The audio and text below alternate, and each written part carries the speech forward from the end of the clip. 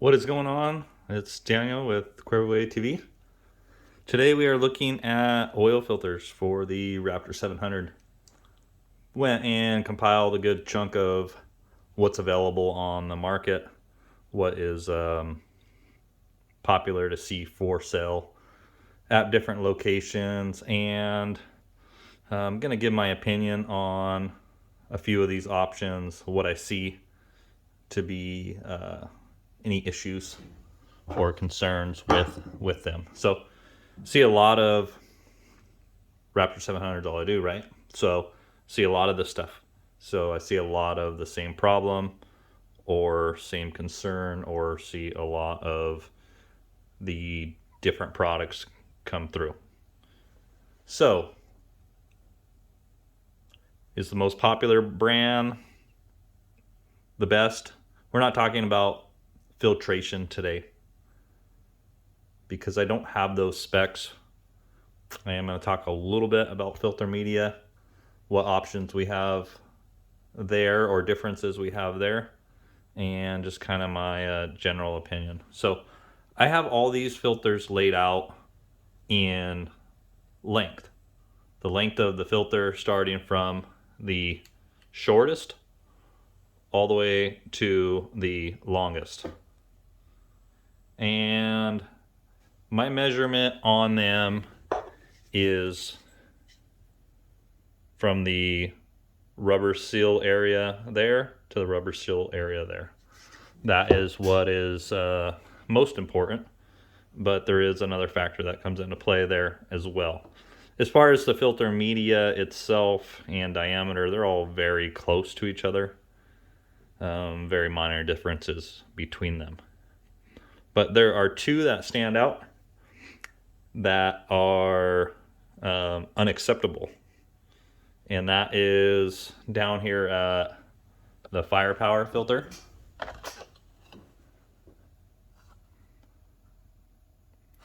This filter is the shortest of the bunch, but it is too short. So when you drop it in a case and you put a filter housing on it,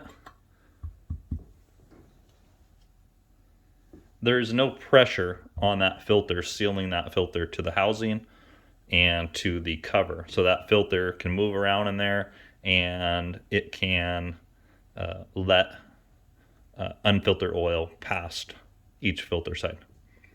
So that is no good at all. I noticed that.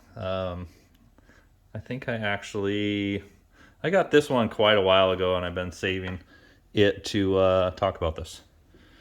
So we go up in small increments from there. The Fram filter is almost, in my opinion, it's too short. It has like very little tension there, to where if they have a tolerance in that filter, or this rubber gets a little bit collapsed or hardened, then that is no longer going to seal. CarQuest is very close to the same as well. And then we start stepping up. CarQuest is like kind of borderline okay, with enough length, and that's all we're talking about here is the length of the filter. That one starts to be in the okay range for me. This Road Passion, I think that was an Amazon deal. The high flows is normally what I get. All of these, the high flow, the TUS, the EHL, these are all very close to each other. They're only about 15 thou shorter than the OEM.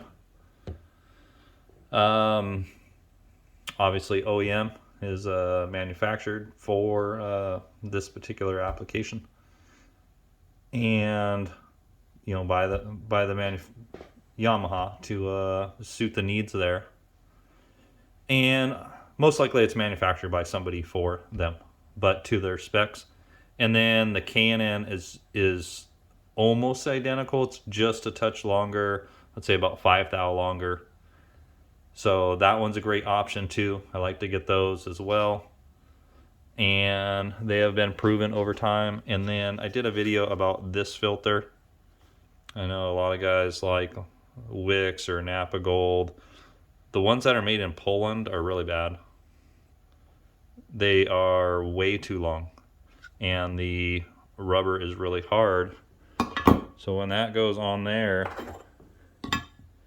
you have a huge gap. So what happens, being that's too long and the rubber on the end is too stiff, it will, when you tighten that down, it actually breaks this filter media, and it breaks the epoxy that it goes into.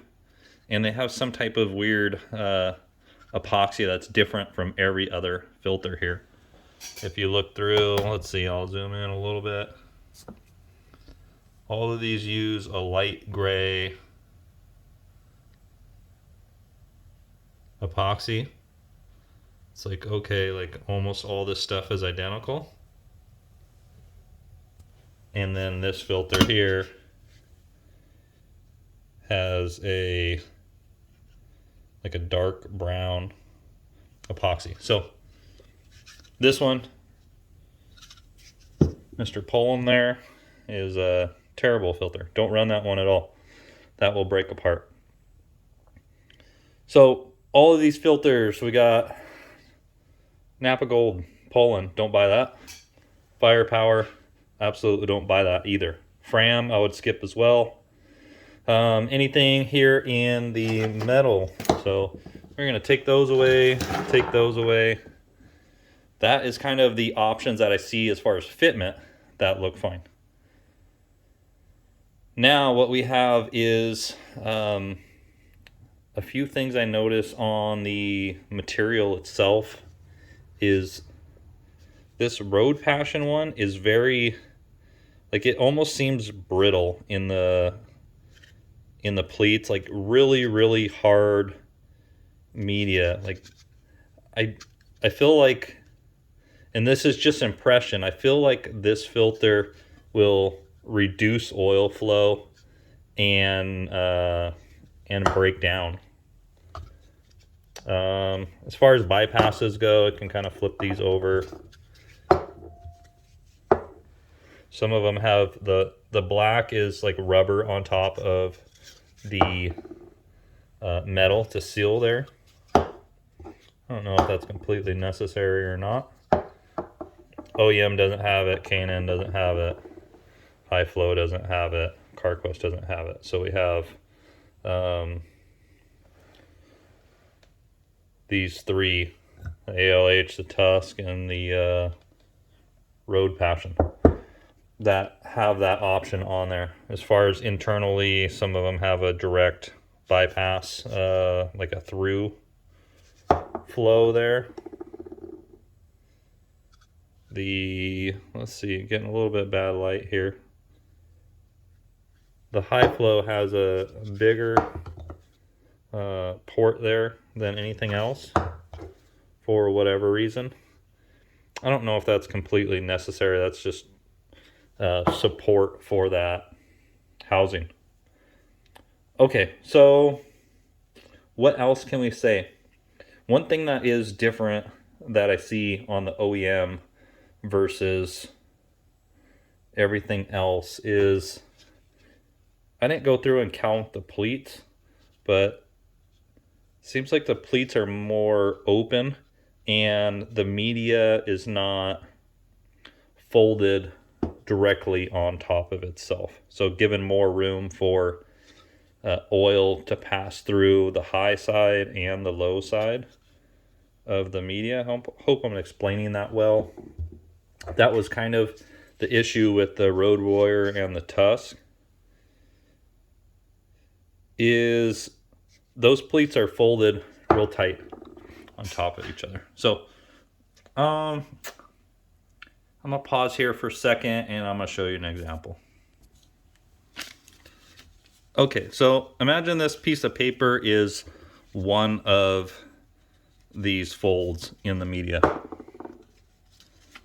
What I'm talking about is if that media is, if there's too many pleats in there and it's completely folded tight, you're going to have very little ability for oil to flow through here into the inside of that pleat.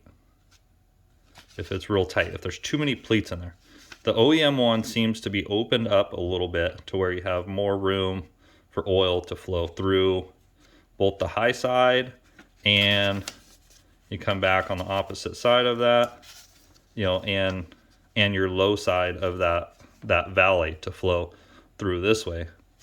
So some of these in material, and what I was saying that they're brittle and they're too tight, is some of what I feel is going on there.